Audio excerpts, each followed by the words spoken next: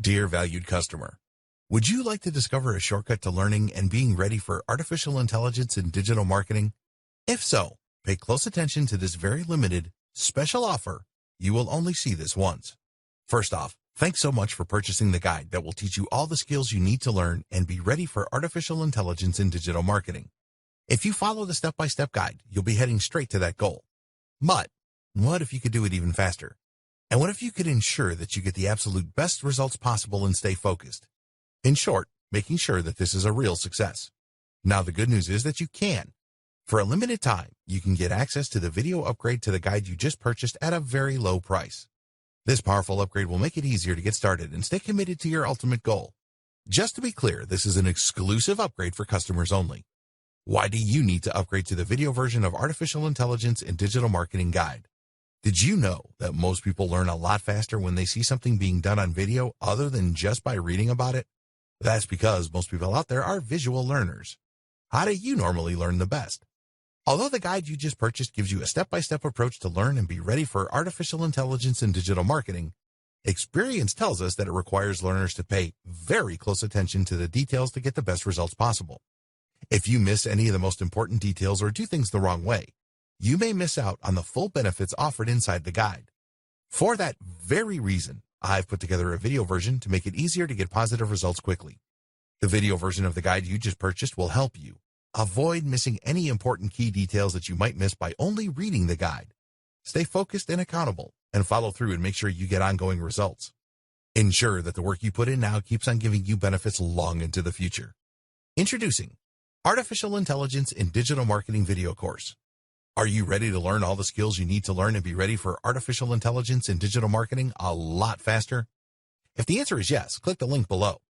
Of course, you're probably wondering how much this is going to cost, right?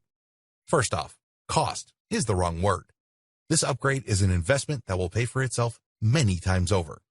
This is the next best thing to having an expert on the subject right beside you, showing you how it's done. Of course, hiring an expert would easily set you back hundreds of dollars. Luckily, you're not going to have to invest anywhere near that today to get the next best thing. Not only will you avoid many of the most common mistakes that people make when trying to learn and be ready for artificial intelligence in digital marketing, you'll notice immediate positive results in your achievements. And it's about to get even better. When you upgrade today, you'll also get this exclusive Fast Action Bonus high-quality MP3s of the entire video version of the training, valued at $27. Don't have time to watch videos? I'm also providing you with 10 MP3s that you can use while you're on the go. Listen to them in the car, at home, or even at the office. All day, every day. And here's what's really great about this. You don't have to decide anything today. You get a full 30 days to go through the video training and decide if this is really for you. If for any reason or no reason at all, you're not 100% satisfied with everything you get inside, simply let me know and I'll refund every penny of your tiny investment. No questions asked. Here's how to get instant access to the video version today. Simply click the link below, enter your information, and you'll get instant access to the entire video training version plus the Fast Action Bonus MP3s. But please don't wait. You must grab this right now. In fact, if you close this page, you may never have the opportunity to upgrade to the video version of this ever again at an investment this low. Are you ready to make things happen a lot faster? If you prefer to learn by being shown how to do something and you want to get results quickly, this is for you. If you're really serious about how artificial intelligence will transform digital marketing and how to be ready, this is for you. And if you're one of those people that's a visual learner, you need this. Here's to becoming the most productive you that you can be. Remember, if you close this page, you may never see this again at such a low investment. There's no risk. Try this out for 30 days and then decide if it's for you. It doesn't get any easier than that. Introduction. Being smart in business means knowing what's just around the corner. It means thinking ahead and preparing for inevitable changes that will impact the way business is conducted. This is what allows a business to be resilient and to thrive in a changing environment. Digital marketing is no different. In fact, in his book, The Personal MBA, author Josh Kaufman discusses the value of counterfactual simulation. This means imagining future possibilities and then preparing for them. Let's say that you have a big business that is doing well in a specific niche. Maybe you have a company that sells a whey protein shake. The mistake that some big businesses make is to assume that they're too big to fail and to coast along as they are. But what would happen if another company came along and released a better protein shake for a fraction of the price? What if a new source of protein were to be discovered? What if a study revealed that whey protein was bad for us? Any of these things could happen and could completely shake up even the most established business. The smart company, though, will already have considered these eventualities and prepared for them. This is counterfactual simulation. It's thinking about what's just around the corner and then preparing for those possibilities. As digital marketers, that means thinking about things that could impact on the face of marketing. And one of the things that could have the biggest impact of all? Artificial intelligence. AI and machine learning have the potential to completely change the face of internet marketing, rendering many older strategies obsolete even. Only by preparing for those changes can you ensure that your websites manage to hold their position in the SERPs, that your advertising campaigns remain profitable, and that your services remain relevant. And a lot of this stuff isn't just speculation. It's happening right now. AI is already making huge waves even though you may not realize it yet. It's affecting the way that SEO works, the tools and software we use, and the way that ads are displayed. AI is able to think faster and smarter than any human, and that's especially true when it comes to internet marketing, which is a data-driven pursuit. An AI marketer can create endless amounts of content in a second, doing the work of hundreds of humans. All of that content will be perfectly catered toward the target demographic. AI will run Google. It will manage entire business models. It will run AdWords. And it will run new tools we haven't even dreamed up yet. The digital marketing singularity is just around the corner. This training will help you to prepare and explain several concepts. AI versus machine learning. How to conduct SEO now that Google is an AI-first company. Chatbots. Programmatic advertising. Big data. RankBrain. Digital assistants. Data science. SQL. Latent semantic indexing, and the future of internet marketing. In this training, you will gain a crystal ball with which to gaze into the future of internet marketing and to ensure that you are ready for all those changes when they come. By the end, you'll be better prepared and in a better position than 99.9% of other marketers. What is AI and machine learning? Before we go further, we should first take a look at precisely what AI and machine learning actually are. These are two related but also distinct terms which often get confused. Both will impact on marketing, but in different and unique ways. AI then is artificial intelligence. That means software and hardware designed to act and appear intelligent. Such software is capable of making meaningful choices and conducting activities that we would normally consider the domain of humans. AI comes in two broad flavors. One is weak AI, which is also known as narrow AI. Weak AI is essentially a form of AI that is designed to perform a specific job. An example of this is the self-driving car. This form of AI is capable of knowing the positions of countless cars on the road and being able to respond by steering, accelerating, braking, etc. If you were to watch a self-driving car from the outside, you might think a human were driving.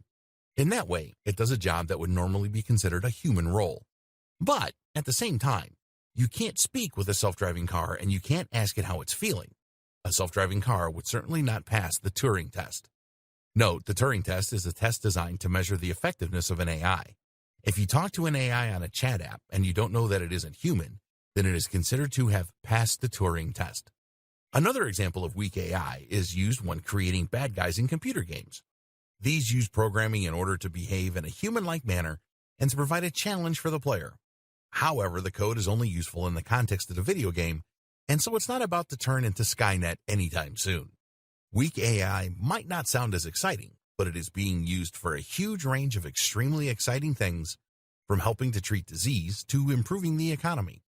Conversely, the type of AI that we often see in science fiction is what we know as general AI. This is AI that doesn't just have one purpose, but that is designed to do everything that a human might be able to do. So you could play a word game with this AI, ask it how it's feeling, or get it to look up something useful. An example of a general AI is DeepMind, owned by Google. DeepMind is a company that has developed a neural network that employs general learning algorithms to learn a huge range of different skills. Many AIs, such as IBM's Watson, are actually pre-programmed. That means that they work using a kind of flowchart and will answer questions with the same answer every time. On the other hand, DeepMind is apparently able to think and respond via a convolutional neural network. Certain behaviors are reinforced and encouraged, and these will begin to become more prominent. This isn't a perfect simulation of how a human brain works. Cognitive behavioral psychology teaches us the importance of having internal dialogues and models for thinking. However, it is the closest thing we currently have to a true general intelligence. Machine learning. Machine learning, on the other hand, works differently. Machine learning utilizes huge data sets in order to gain surprising and almost frightening capabilities at times. Machine learning essentially allows a piece of software to be trained. An obvious example of this would be computer vision. Computer vision describes the ability that some machines have to understand visual information. An example is Google Lens, which can tell you what you're pointing your phone's camera at, whether that's a type of flower or a product you can buy in stores. Computer vision is necessary for self-driving cars to successfully navigate their environments and is used by apps like Snapchat, which use filters to change people's faces. How do these work? By looking at thousands and thousands of pictures of every type of object. While the machine learning algorithm will never understand what it is looking at, it can look for patterns in the data which will then be used to identify those objects in the future. For example, it might notice that faces are typically oval in shape, with a dark patch of hair on top. It then knows that if it sees an oval shape with a dark patch at the top, it's possibly looking at a face. Machine learning has huge potential in just about every field. In the future, it can be used to diagnose diseases more accurately than a human doctor, to advise on financial decisions, to identify fraudulent bank transfers, and much more. All of this has huge potential implications for internet marketing, and that's what we'll be exploring in the following videos. Google as an AI-first company. A while ago now, Google announced that it had become an AI-first company. While that may sound like meaningless marketing babble, the truth is that this determination actually has huge potential repercussions for marketers, businesses, and SEO. Firstly, what does Google mean by this? Meet the new, smarter Google. You might think of Google as a search-first company. The first product that Google provided was a search engine, and that is still what most of us associate with the company. Traditionally, Google's search engine did not work much like an AI. Rather, search worked by attempting to match search terms with the content in an article. This is why the advice for SEOs was to insert lots of key phrases into their articles so that Google spiders could read that content and quickly identify that it would be a good match for what the person was searching for. As we all know, this didn't work out perfectly for Google. Lots of unscrupulous marketers abused the system by inserting hundreds of search terms into every article, which in turn meant that content Google would show to the user would be garbled and unreadable. That's why, over time, Google has begun to work more and more like an AI. Now, Google no longer attempts to look for exact keyword matches. Instead, Google tries to answer questions that you ask it. It does this by trying to understand what the user is looking for along with the context, and then to provide relevant answers through its search. RankBrain. Google is able to do this through machine learning. Specifically, it uses a form of natural language processing, which Google refers to as RankBrain. RankBrain is at least partly responsible for helping Google to cope with phrases and words that it hasn't seen before. If RankBrain identifies a word it isn't familiar with, then it can guess what it might mean based on context and based on its usage elsewhere. This helps Google to deal with unusual searches that it hasn't seen before without simply matching search terms to content in articles. Search queries are turned into word vectors called distributed representation. These are words and phrases that are close to each other in meaning and context. RankBrain will then try to map the query into words it understands or clusters of similar words. From there, it insinuates what the searcher actually means and is looking for and provides results on that basis. RankBrain also understands the relationships between words and the way that they work together. At one point, joining words such as the or and were ignored by Google. Now, Google understands the importance of these phrases and the way in which they impact on the intent of the user. Like all the best machine learning algorithms, RankBrain attempts to improve over time and adapt to users. It can see which results get clicked the most and thereby know when it is doing well and when it is getting things wrong. As such, it is able to improve search results for any given keyword quickly through algorithmic testing, which is helping to weed out low-quality content that attempts to game the system. RankBrain works using a Tensor Processing Unit, TPU, which is an AI-specific piece of hardware stored in Google's data centers. This is a specific chip that is better able to handle the specific challenges of machine learning tasks. Google's further plans. Over the past few years, Google may have seemingly diversified. It now makes smartphones, it now makes self-driving cars, and it now makes apps like Google Lens. But at the heart of all these initiatives is some form of AI or machine learning. Google Lens uses machine learning to identify objects in a scene and allow users to that way search the real world around them. Self-driving cars, of course, are highly reliant of various forms of AI. And the Google Pixel phones? Arguably, their main focus is putting Google Assistant in everyone's pockets. And this is the real clue as to what Google is up to. Google Assistant is an AI and virtual assistant that users can use to get weather reports, to book taxis, to play music, and much more. Google Assistant uses a combination of machine learning to detect human language, for example, and AI in order to provide useful results and speak in a natural manner. Google Assistant is closely integrated with Google Search. You can ask Google Assistant a question like, "Who started Iron Man?" and it will give you a natural answer. It does this by first using machine learning to turn your speech into a string, then by using Google Search in order to look up useful answers, which involves machine learning in the form of RankBrain, then by using narrow AI to extract the most useful answers from the best web pages, and then by using another form of narrow AI to provide the response in a natural-sounding manner, which is designed to appear like general AI. Much of this is carried out not on the device that you're speaking to, but on Google's TPU located in the cloud. What does all this mean for marketers? So what does all this mean for marketers? Simple. It means that Google wants to be able to understand your content and extract the most useful information. It no longer wants you to use rigid keywords, and it wants you to prepare for a more voice-driven form of search. Google is betting big on AI and machine learning. It believes that in the future, AI assistants will be huge, and it wants Google Assistant to be number one. It envisages a future where we spend less time staring at our devices and instead get the information we need by asking our phones or our Google Homes. We'll speak naturally to these devices, and they'll provide us with handy answers. Preparing for semantic search. Whether Google Assistant eventually becomes the ubiquitous tool that Google wants it to be or not, the fact remains that Google wants search to become increasingly more natural and human. It already has in many ways. That means that marketers and website owners need to make some changes to the way they do things. It's no longer enough to find a keyword and repeat it a whole lot. You now need to work as though you're speaking with an AI. And that means a couple of things. LSI, Latent Semantic Indexing. Latent semantic indexing is one of the most important things to consider if you're interested in improving your SEO and getting to the top of Google. It's even more critical if you hope to be ready for Google's AI-driven future. Not only is it a powerful concept in itself, but it is also an important microcosm of the broader changes that we are seeing to SEO today. Search engine optimization is a big and very important part of digital marketing, and if you want to drive the maximum number of people to your website or blog, then it's absolutely essential that you have the search engines on board. In the past, SEO has largely relied on creating tons of content around a certain topic and repeatedly using a set number of keywords or key phrases in that content in order to help Google identify the subject and help the right visitors to find your pages. Unfortunately, a few people began to take advantage of this system and began keyword stuffing by using the same keywords over and over again to the point of distraction. Google had to get smarter, and so it did. Today, using the same keyword too much will get you into trouble. So what does Google do instead? It looks at context and the broader subject of the article. In other words, it looks for synonyms and related terms, and this also gives it the ability to better understand what your page is about.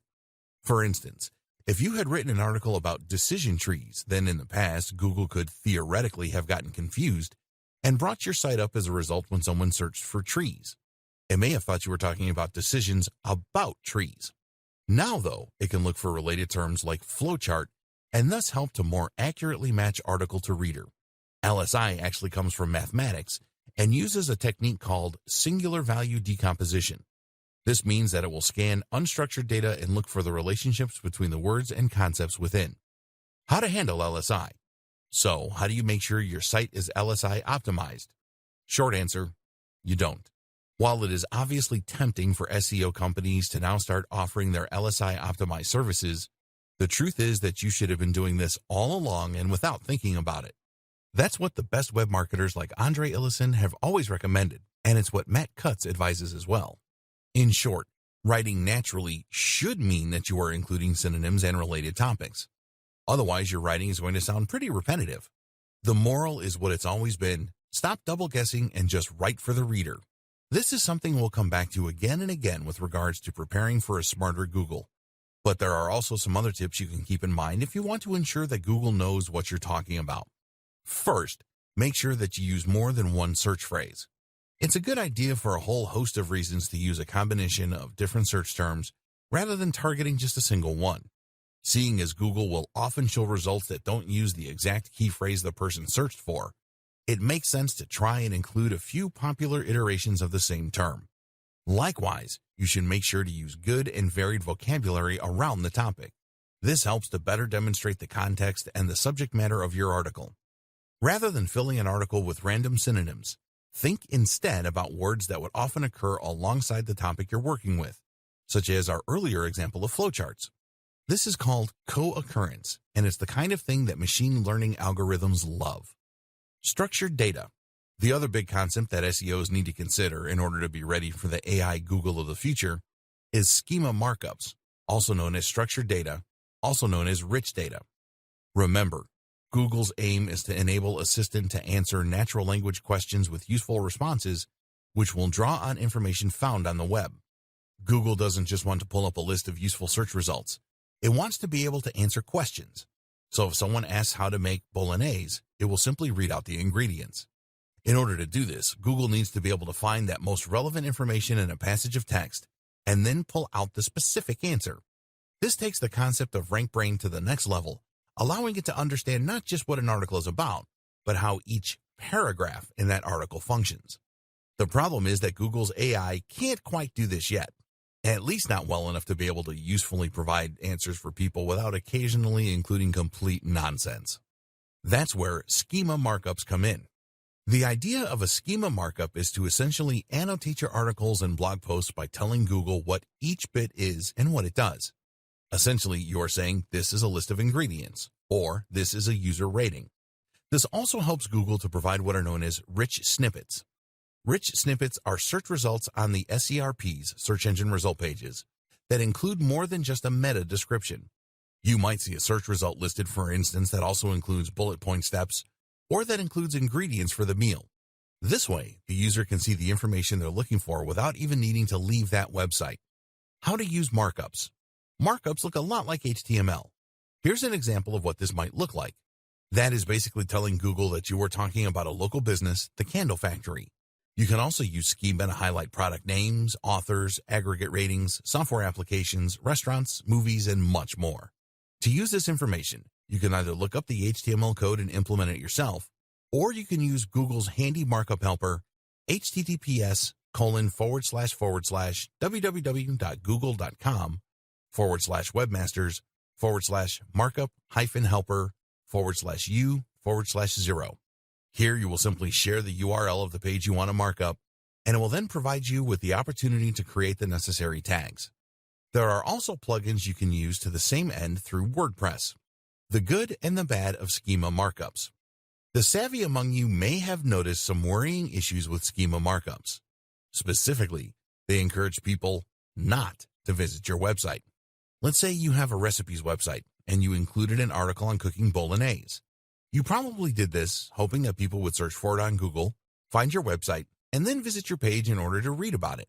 In doing so, they might also click on a few ads, they might buy an affiliate product, or they might just remember your brand so they come back again in the future. But if Google simply takes your key information and shares it, then there is no real incentive for them to actually visit your web page. As such, there's no chance that they will click on your ads or buy your products. They'll not even know that the information came from your website. Essentially, Google is this way using our intellectual property without any remuneration, which has upset a lot of webmasters, businesses, and marketers. So should you avoid using these features altogether? Unfortunately, that is not really an option. Remember, Google also uses markups in order to provide rich snippets. These are the more media-rich search listings, which include things like star ratings, images, bullet points, and more. These really help a web page to stand out in the SRPs and thereby ensure that more people click on that listing. And while you might not get any benefit from having Google read your ingredients out, if you don't include markup language, then it will just get that same information from one of your competitors. Google wants to use schema markups, and that means that it will likely reward those sites that do with a little SEO boost. For all those reasons, it's essential that you keep using this strategy, even though you might be giving Google free information in doing so. In the future, if more and more people talk to their Google Assistant rather than browsing the web for information, then there's a good chance Google might need to rethink its policy, lest it face a rather big backlash from content creators. Big data. You might hear the term big data thrown around a lot and not fully understand what is meant by it. In this video, you will be enlightened and learn how big data can help you and your business both now and in the future. Essentially, big data is nothing more than large data sets. These large data sets are increasingly common online, seeing as everything online is easy to measure and document. If you think about a company like Google, it has immense data sets that it works from, describing the search history of billions of users. But even a standard website that gets 1,000 visitors a day will work with huge amounts of information. A website will naturally record each of those visits and will also store data about each one, such as the country of origin and the length of time spent on the site. In a few weeks, this data will likely crash a lot of spreadsheet software. The reason that big data is featured in so many discussions is that it is very difficult to handle. Making sense of such huge amounts of information requires a lot of smart math, while simply storing and handling that kind of data requires a lot of storage and computational power. But the potential value of big data is also absolutely huge. Big data provides patterns and insights that you simply can't get by observing a few users. This is essentially how machine learning works, by looking for patterns in massive data sets. The difference is that this is being leveraged in a slightly different way. Predictive modeling. Predictive modeling is a process that involves data mining and probability to forecast potential future outcomes. A model is created using a number of predictors. Predictors are variables that are thought to influence future results. Once data is collected for these predictors, a statistical model can be created. That might use a simple linear equation, or it might use complex neural networks. Either way, statistical analysis can then be used in order to make predictions about how things are likely to go in the future. With regards to marketing, this can help provide better customer insights, better lead scoring, campaign nurturing, upselling and cross-selling, personalized product recommendations, and more. Amazon is an example of a site that uses big data in order to provide personalized product recommendations. Amazon doesn't just use a database of items grouped together, which would be almost impossible to maintain, but rather generates data automatically from every single transaction and sale, and then looks for patterns. It will see what products tend to be bought together, there's that co-occurrence again, and can therefore use this information to show items that it thinks a user might want to buy next. Likewise, when it comes to lead scoring, big data can be immensely useful. Lead scoring means understanding which leads are likely ready to purchase and which are not. This is immensely useful information for companies that might want to send sales letters to the cross-section of their mailing list that they think will actually buy from them, rather than being put off by the amount of sales material they're receiving. Amnesty International uses segmentation and predictive modeling techniques in order to better identify the right groups to market toward.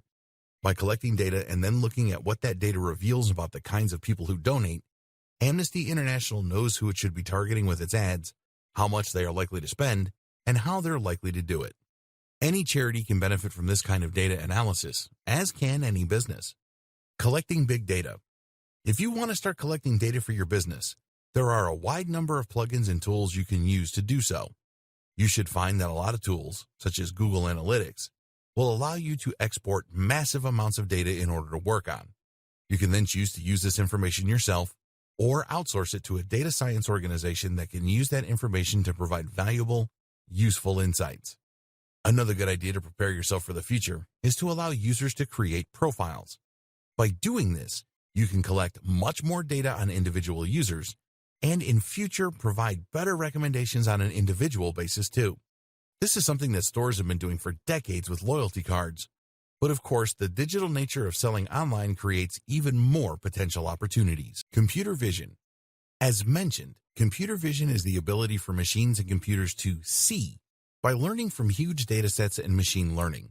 By observing countless images, a machine can learn to identify images in an object or to navigate an environment without crashing into things. What does this mean for the future of SEO? One big thing, and one thing that you should make sure that you are ready for, is that Google will likely start paying more attention to images on websites. Traditionally, we've been told to avoid using images for things like site names. Why? Because Google can't read an image, and therefore we won't get any SEO benefit from that. But Google does have software that can read text from an image. This is called OCR, Optical Character Recognition. And if you want to see just how good it is, try pointing Google Translate at a foreign language and see it appear in your native tongue in real time. If Google can do this, then it's only a matter of time before it starts reading the text in your images to see if they back up the niche and key phrase that you are targeting with your website. Likewise, seeing as facial recognition is already a big deal when it comes to security and Facebook, it is probably only a matter of time before Google starts using that too. For example, if you write a blog post about Sylvester Stallone, Google might someday look not only at your content, but also at the photos on your page in order to see if there are pictures of Stallone there. Google Images might one day not be reliant on surrounding text at all, but might instead base its results purely on what it sees in the image and whether this lines up with what you're searching for. Issues like image quality are also likely to play a big role in the future. Google might opt not to recommend your web page if it thinks the imagery on there is poorly chosen and out of place. So what can you do to prepare? For now, the closest thing to communicating with Google via images is the use of markup language and/or file names and alt tags. Using alt tags to describe images can help Google to know what they represent, and therefore to better decide if your site is relevant for a particular user. Meanwhile, make sure that all the imagery you are using is relevant and high quality. Advertising. At its core, machine learning is about evolving. It's about getting more and more data to the point that it can make more accurate assertions. While face detection in images might start out poor, the system evolves and learns to the point where it becomes more accurate than a human. Imagine if you could turn that power to advertising. Imagine if you could show precisely right advertisements to precisely the right people at precisely the right times. Imagine if your advertising campaign evolved to get more and more specific, so that an increasingly large number of viewers clicked on the ads and bought your products. The longer the campaign ran, the more your profits would increase and the less you'd spend on ineffectual ads. That is precisely how programmatic advertising works, and you can start using it right now. What is programmatic advertising? Programmatic advertising campaigns allow marketers to buy native ads on a variety of publisher sites while using smart algorithms to ensure that they are targeting the right viewers at the right times, all while remaining within budget thanks to a bidding system that allows them to compete for impressions with other advertisers. In short, these campaigns give the precision and quality of native advertising, like banner ads, while at the same time allowing for the control, adaptability, and precision that you would get with a PPC campaign. The net result is ads appearing on the sites of carefully selected publishers, but only when and if they are likely to yield the best results. Programmatic advertising uses a complex algorithm in order to identify your business's ideal customer and then to figure out where they are likely to appear on the web. It will then show the ads in those places and then utilize a learning algorithm. Instead of going from one publisher to another discussing rates, you allow a bot to do all the work for you. More importantly, though, this means that you won't waste money on an ad slot that no one looks at. Your ads will be chosen and honed by a smart algorithm, and the result will be that they get higher CTRs from the right targeted customers. RTB. This is how programmatic buying is different from other PPC or just buying a banner ad on your favorite news site. Giving you further control, meanwhile, is the option to use RTB or real-time bidding. What RTB essentially means is that you are automatically entering into a bidding war each time a page loads based on your predefined budget. These bidding wars allow your ads to compete with other advertisers around a large selection of different websites that all cater to the specific demographics and context that you have chosen. In other words, you will define that you want to target sports sites catering to an audience of males in their 20s to 40s, and from there, your ads will appear across a selection of those websites, which you can still curate in some cases if you wish, based on the outcome of each little bid. This allows you to target your audience across a range of different sites and to avoid paying too much to do so. On the other hand, direct buying is essentially a bulk order of impressions from a specific website or websites, such as ESPN.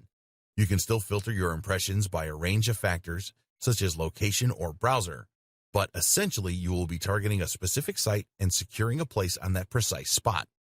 Direct buying is effectively a little more like advertising with a banner ad, while RTB is a little closer to the PPC model. Here you bid for spots across a range of websites, while still having a little more control. Deciding what will work best for you will depend on a number of factors. For instance, your budget is going to come into play as direct buying tends to be more expensive because lower CPIs won't have as many opportunities to appear. It's also worth considering that RTB gives you more flexibility, more data, and more control.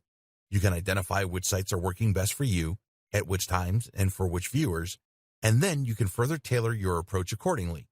On the other hand, though, if you bid too low using RTB, then you risk your ads not appearing at all. This is in direct contrast to direct buys, which essentially guarantee you your ad spot and that you will eventually be certain to get that number of impressions. This is useful for a company with more concrete goals and a fixed timescale. Likewise, with direct buying, you will be able to more tightly control where your advertising appears and forge a closer relationship between your brand and that of the publisher. So different approaches will work for different marketers and for different purposes. Your job is to decide which works best for you, and the best way to do that may be to dip your toe in and try them out for yourself. How to be more successful with programmatic buying. Programmatic advertising has very quickly risen to prominence in the online marketing industry and is an important new tool for any business that wants to reach a bigger audience. That said, though, even the best programmatic tools are only as effective as the people controlling them, so before you get ahead of yourself, consider these 4 crucial tips to ensure your success. Don't forget the creative component. No matter how well targeted your ads are or how smart your campaign is in terms of exposure, if you haven't invested in the creative aspect, then those ads are going to fall flat. Design your ads well and test to see which designs work best. Likewise, think about your brand identity and how you can strengthen this even through ads that don't get clicked. Choose a programmatic partner who can help you with this aspect. Consider audience and context. Before choosing which publishers to work with, you need to look at the audience they are attracting as well as the context. The ideal partner will be a site that writes about topics related to yours and targets the precise same demographic you are. In some cases, though, you won't be able to find both, and thus you will need to select publishers that provide the best balance. And don't be tempted to ignore context in these situations, because studies show that the same person is far more likely to click on an ad for golf clubs when they are on a golfing website compared with a news site. More to the point, someone who wants a wedding dress is only going to want that wedding dress during a particular time in their life, and this really demonstrates the importance of context. Be willing to spend to begin with. The beauty of programmatic advertising is that you can directly manage your spending in real time to ensure you get the maximum exposure whatever your budget. However, it is highly recommended that you start out with a higher spending limit than you intend to continue with, as this will enable you to more quickly identify what works and what doesn't. Remember, you want more data, and that means you want more clicks. As you tweak your campaign in response to stats and ROI, you will get closer and closer to the optimum setup, but if you don't spend the money up front, then you won't be able to tell if your campaign is working because you won't win enough bids. Spend a little up front, and you'll save money in the long run once you settle into your groove. Make sure your ads fit in. The downside of any automated advertising campaign is that you can lose that personal touch. The benefits that come from working with a publisher to develop an advertising campaign that matches the tone and appearance of their overall site, and that they will help to promote throughout their content. Unfortunately, native advertising is difficult to scale, which is why so many automatic platforms are popular. To be successful with programmatic advertising, this is something you need to consider. Your ad is targeting the right people, on the right devices in the right context. But is it the right fit for the job? This ad needs to look like a native ad in the same way that a banner ad would. Creating ads that will blend into a number of environments is one way to do this. Another is to choose a tool that allows you to select the brands you want to work with, and then to choose those that are already closely aligned with your own goals and style. Email marketing. The key to success on the web is not just to gain traffic, but also to control that traffic. What does that mean? It means that you need to know how to decide which of your visitors you want to talk to at any time. It means that you need to understand your visitors and to know what they are thinking, what their moods are, and what they're interested in at any given time. And it means you need to know how and when to strike when it comes to selling products or encouraging people to sign up to your mailing list. This is a theme we've seen come up time and again with machine learning and AI, and email marketing is no different. You can do all this by building a mailing list and then segmenting that list. First, let's go over the basics of email marketing again for those that aren't familiar. Email marketing is, of course, the process of marketing via email. In other words, this means you're going to be building a big list, a collection of emails, And you'll do this by asking visitors to your site to share their contact details when they land on your homepage. This in turn requires an autoresponder. An autoresponder is a tool that you use to create email forms and then to manage all of the contacts on your list. You can use the form somewhere on your page to let people input their details, and you'll use the autoresponder to actually send all your emails. It should be immediately apparent what the value of this is. Sending all your emails manually using Gmail or another web client is not easy and would likely result in many not getting delivered. You'd have to send lots of different emails for longer lists, and you'd need to manually manage any requests to subscribe or unsubscribe. An autoresponder manages all of that for you, so you just need to write one email and then click send. The other benefit of an autoresponder is that it can collect data for you and use that information to do a range of different things.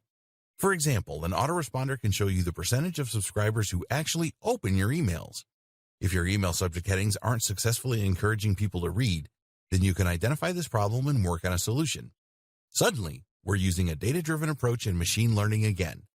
You can then see all the visitors who did read a given message in one place, or choose to see all the ones that didn't. You can see the open rate for different individual visitors, and you organize your list by different factors. That's another handy thing about using an autoresponder. It will allow you to grab more information using the form embedded on your page, and that information can then be used to group your visitors. Want to just message the men? Go for it. Want to just message the people over 30? You can do that too. Or how about having multiple different mailing lists for different brands, or even for different products? All of this can be accomplished using just a single autoresponder. And of course, this kind of control and automation opens up all sorts of possibilities when it comes to AI and machine learning for marketers. Lead warmth and email segmentation. The true power of all this information comes from being able to use that data in order to pick and choose who your messages go to.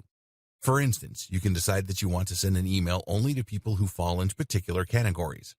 What we're interested in to begin with is sending emails based on engagement, retention, and lead warmth. A lead is anyone who has shown some kind of interest in buying from you. That means that anyone who has signed up to your mailing list can be considered a lead because they have demonstrated an interest simply by doing this. But at the same time, a lead is also anyone who visits your site or who takes your card. This is a cold lead, whereas someone who actually gives you their contact details is a warm lead. Leads get warmer the more interest they show in what you do and what you're selling. And the warmer a lead is, the more likely they are to buy from you. In fact, this is the true and most useful purpose of having a mailing list to begin with. It allows you to take your ice-cold leads and turn them into warm leads and then paying customers. I always liken this to asking for someone's phone number. If you were just to walk up to someone in a club and ask for their number, they'd likely just tell you to go away. Why would they give you their number when they know nothing about you and have shown no interest in you? First, you need to chat to them and let them get to know you. If they look at you and smile, they're a cold lead. If they respond to your witty banter and tell you their name, they're a warm lead. If they've kissed you or let you buy them a drink, they're a hot lead. And once they're hot, you can ask for their number. This is all about timing. Time this wrong, and they're not going to give you their number because you haven't laid the groundwork. The exact same thing is true with internet marketing. If someone visits your site and you tell them right away to buy your product, they won't. Why would they? You haven't given them any reason to trust you. You haven't told them anything about you. They don't know much about the product. Ask them to hand over their email after a few blog posts, though, and you can gently start to increase engagement. This is then when you wow them with all your information and all your knowledge. You entertain them a little, and you let them get to know you. If they don't open your emails, that's the equivalent of giving you the cold shoulder. That's like the girl or guy in the club that isn't laughing at your jokes and keeps looking away. If you try and sell to them now, you become spam and you get deleted. And they never return to your website. But if they open your emails, you know you're in with a shot. That means you can then send them some more information about your products and get them excited for your product launch. If during that they still keep opening your emails, then you know you've got an even better chance of success. If you now try and sell to them, there's a much better chance they'll buy from you. Using email segmentation, you can do exactly that. You can see which of your visitors are actually opening your emails, are actually clicking your links, and are scrolling down to the bottom. In fact, using cookies, it is even possible to see which of those visitors has been to your website and looked at your products. You can see who has hovered on your products and been tempted to click buy. Email segmentation combined with machine learning. If you have been paying close attention, then you might already have figured out where this is going. Remember when we discussed big data, we said that you could use predictive analytics in order to better rate leads? This is where things could get really interesting for the autoresponders of the future. Imagine if your autoresponder not only segmented your audience and looked at the open rates and engagement, but if it could look for trends across huge data sets. In other words, what if your autoresponder recorded every single person who bought from you and assessed what actions they usually took first? This would allow that machine learning algorithm to better spot when a user is behaving like someone ready to buy and to send them a message tailored to encourage that purchase. This could be combined with smart recommendations in order to improve their likelihood of buying even more. This is already being used by some big brands, so it's only a matter of time until more of us get access to this same amount of precision. Tips marketers can follow now. For any of that to work, you also need to make sure that people are signing up to your mailing list in the first place. Again, this will help us to prepare for the AI-powered future. There are a few ways you can encourage this. Firstly, make sure that you show your mailing list wherever you can. At the very least, that should mean that your mailing list is shown at the bottom of your post. At the same time, though, you can also place this in the sidebars so that your list is visible on every page of your site. Another tip is to make sure that you draw attention to it. A mistake a lot of people make is to create their mailing list and then just hope that people see it. Far more effective is to occasionally tell people about it and to explain in your post why it's a good opportunity and why people should be excited to sign up. Here's the thing, though, you should always be honest. The aim of a mailing list is not to grow it as much as you possibly can. Instead, the aim is to grow it as much as you can with only highly targeted visitors. If your visitors have no interest in what you're offering through your list, then you will just frustrate them and effectively be spamming. Chatbots. Chatbots are an increasingly popular tool for marketers, business owners, and webmasters. So what is a chatbot? Essentially, a chatbot is a minuscule AI that will normally live on a website and will then be able to answer questions and engage in basic conversation. Very often, chatbots are used in customer service. This way, a website can answer commonly asked questions and significantly lighten the load on its customer service team. The company can provide the support it wants to for its buyers without spending a huge amount on extra members of staff and call centers. But a chatbot can be much more than just customer support. Chatbots are just as effective in marketing and can be extremely effective at increasing sales and profits. Chatbots are particularly effective at kickstarting a sales process by welcoming visitors to a website and asking them what they're looking for. Instead of relying on UX to try and guide the visitor to the right part of the page, a chatbot can instead simply ask what they are hoping to buy and then take them to that page. What's more is that it can provide useful recommendations, perhaps informed by previous buying history, and it can reduce any concerns that users might have. Chatbots can even get information from customers by asking them their budget or what it is they're looking for. Even if they don't buy, you now understand their intent, and you can use this information to hone your marketing strategy further. Some pundits argue that in the next few years, 85% of business might be done through chatbots. So how can you get started? 80% of businesses say they want chatbots in place by 2020. Facebook chatbots. One option is to invest in a Facebook chatbot. There are plenty of sites and services online that will sell these for you. Facebook Messenger is a new frontier for a lot of small businesses. While it has crept under the radar for many marketers, the numbers speak for themselves. Facebook Messenger is currently used by over 1.2 billion people. That's 11% of the entire human population. And what makes Messenger even more powerful is that it can be embedded into your website. Over 20 million pages use messaging, and that number is growing. This provides a very simple and easy way to communicate with your visitors, to answer their queries, and to help convert traffic into sales. But you can't be available 24/7 to cater to all your visitors' needs, and this is where a chatbot comes in. This is a basic AI that can tend to your customers and help to provide a more personal experience while answering basic questions. This is a hugely powerful tool for businesses, as it means you'll no longer lose visitors that struggle to find their way around the website or to get the information they need. Imagine if customers could order food by just sending a Facebook message and then answering a few automated questions. Or what if a business could access your expert legal advice without ever needing to speak to you in person? All of this is possible in the near future. Facebook chatbots can even be proactive by sending messages to potential customers. You need to be extremely careful with this, seeing as it can be seen as spam. But if you have an automated system that's able to reach out to potential buyers at just the right time with a carefully crafted message, this can be huge for business. Other types of chatbot. Of course, not all chatbots are Facebook chatbots.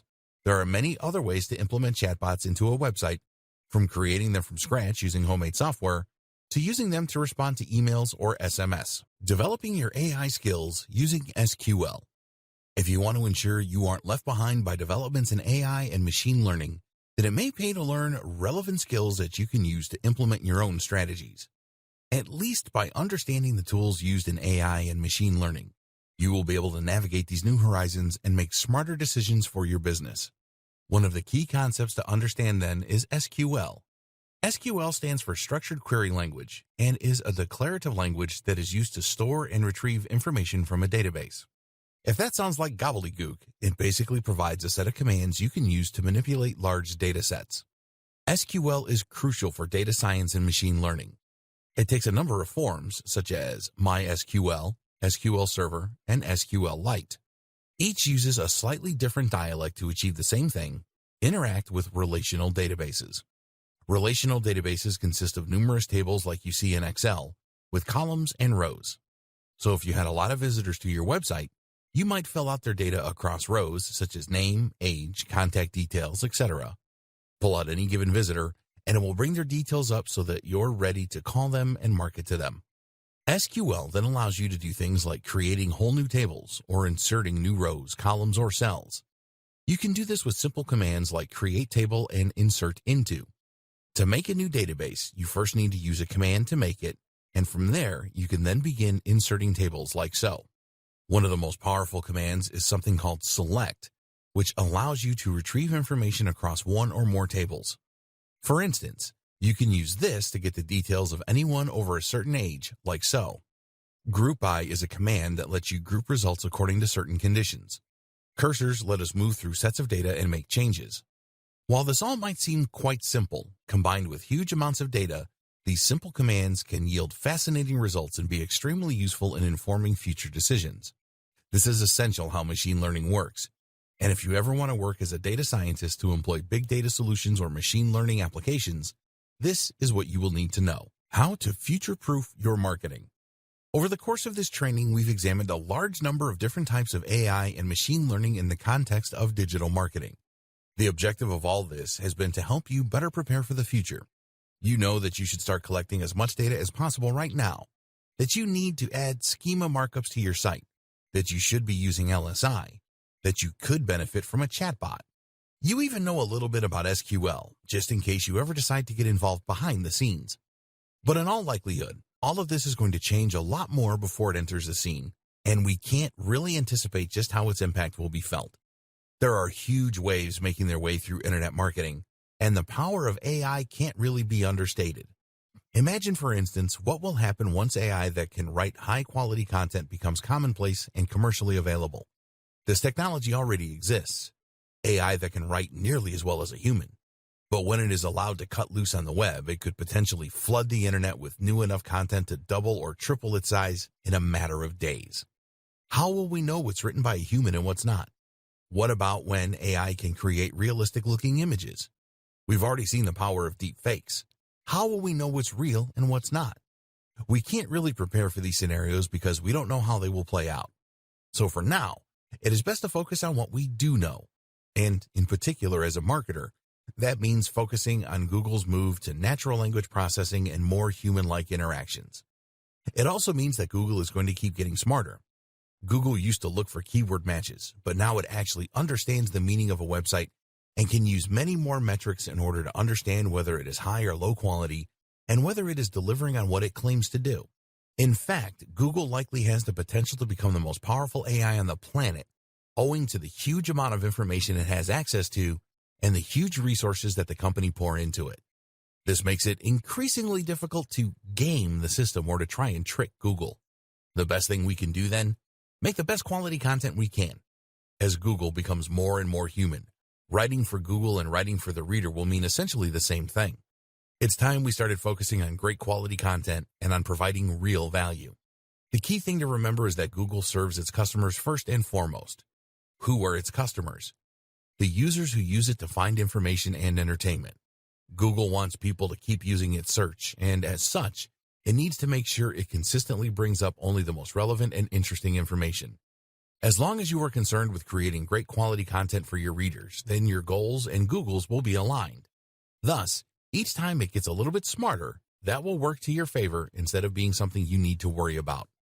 As Google gets smarter, it will find more ways of identifying the best quality content. And so, if you're focused on delivering that, Google will find more ways of connecting you with your audience. Combine this with more data collection and a generally more data-driven approach to marketing, and you'll be ready for the future of the industry.